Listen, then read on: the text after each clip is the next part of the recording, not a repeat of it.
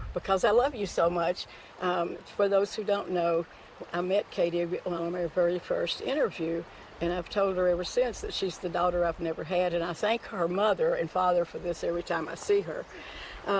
But I felt like it was a good day. I wanted you to be the first guest on my podcast. So I think it's a good day for us to just switch roles. And I'm going to give you a few questions, but I'm going to let you do more talking because you're the good one with asking questions. But I think it's one of the things that we as survivors forget is the role that caregivers give. And we don't see it because all we see is that smile on your face and that love in your heart. And we tend to forget the hurt and the trauma that you as a caregiver go through. And I know you and I were on the trail at Imes, I believe it was, when you got the news by phone that your dad was diagnosed with cancer. Was it colon cancer? No, it was bladder. Bladder cancer. I knew it was in that area. Yeah. Okay. And I knew, you still questioned me that day, and you still smiled, and you still had that presence about you as though there was nothing happened, it's okay, but I knew better. So I know this is a time to let you, if you will, please share your story and tell me what it's like to be a caregiver with us here. Yeah, definitely. So as Dolphin said, my dad was first diagnosed with bladder cancer. It was the fall of 2019. We were on a trail together at Iams when I got the call, and it was confirmed that it was bladder cancer. And nothing prepares you for that call for anyone in your life that you love. This just so happened to be my dad. And I never would have thought. My dad, my whole life, has been the healthiest person I know, has made a point to eat the healthy food and go on walks and all of that stuff. And whenever they found that, it sort of felt like the world stopped and everyone else just kept on about their business. But I'm like, how does that work whenever my world feels like it's not turning anymore? And I remember talking to my family about, what's going to happen? What does this look like? And they determined that he was going to have his bladder removed, and he would have to then have a bag, which would be a major life change. But the good news was he wasn't going to have chemo or radiation because it was all localized to the bladder. And that was a blessing that we were so excited about. And he actually had his bladder removal surgery at the beginning of 2020. So before COVID really hit, and we were so thankful for that too, because we were able to be with him, and he was in such excruciating pain, of course, afterwards. And I just remember feeling like I could not help in any way because he's laying there, the doctors are trying to help him, and of course taking him home. My mom is really the primary caregiver for him. She's the one that takes him to the doctor's appointments, that makes sure that everything is in order, and my brother still lives at home too, so they see a lot of it day to day. I, of course, see it whenever I go visit, and I talk to him on the phone and all of those things, but I remember that was a really dark time in his recovery because he was in so much pain that his mind was not where it needed to be. It was not in that positive, we're going to get through this. It was, I want to die because this is the most awful thing I've ever gone through. And we, of course, we could, sympathize with him, but we couldn't really understand exactly what he was going through.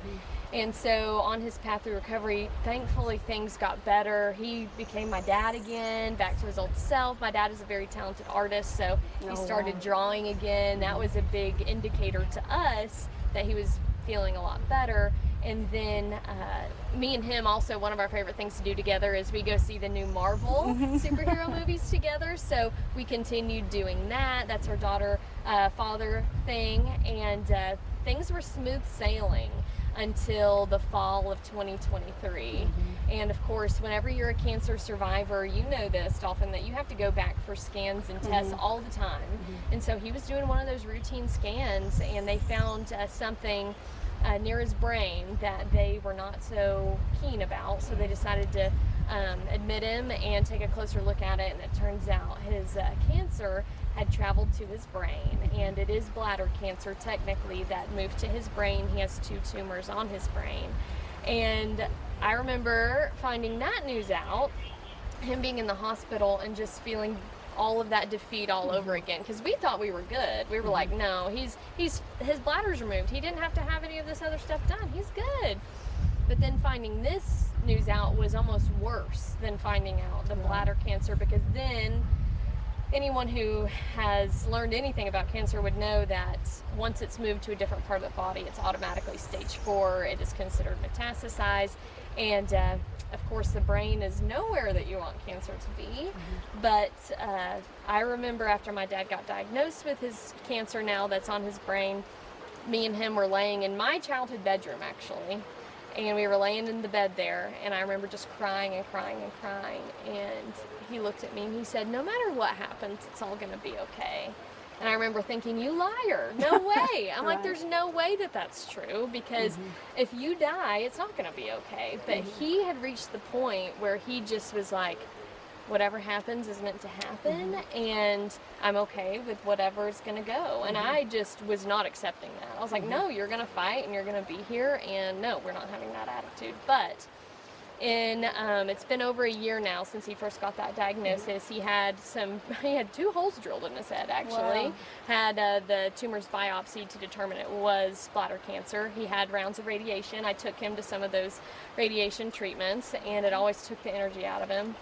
And he's not doing chemotherapy, he's doing immunotherapy. So he'll go for infusions every couple of weeks, and I've taken him to some of those infusions too. And being in the room with someone you love while they're receiving a treatment that you know is going to help them, but you see them poked and prodded with needles, and you know that, he still has tumors on his brain, and you see other people there receiving treatment. It really gets me emotional just to think about and to, remember those images, because it's the reality. You can't ignore it whenever that's happening. But and of course my dad has had some complications too, where back in January of last year we thought we were going to lose him because of complications from being super dehydrated and the medicine he was on, and we literally thought he was going to die. Gratefully didn't.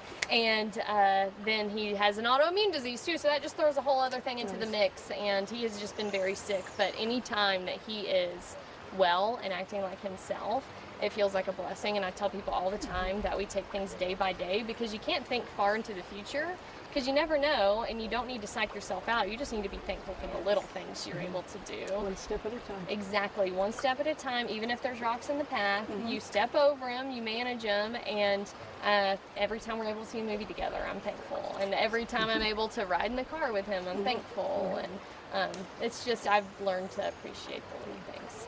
Now, I remember looking at pictures of you, and the few times that I can see you from where I live on the air, there was a time through that I could see the stress and how hard it was. What actually helped you to turn your own inner self around?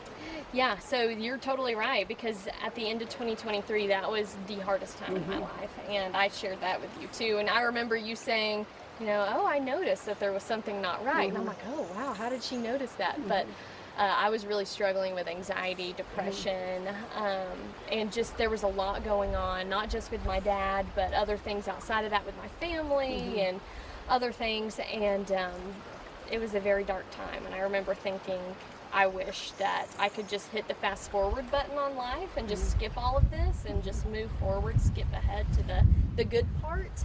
But what really helped me was I took that time of feeling so helpless and down, and like I was in a hole, and I turned to the Bible. My faith was a really big help in that time. And I remember, I think that's also the closest I've ever felt to God, was the time that I felt like I was in the darkest place, because I ran to him and just said, I can't do this on my own. Help me through this. I need your support. I need your help.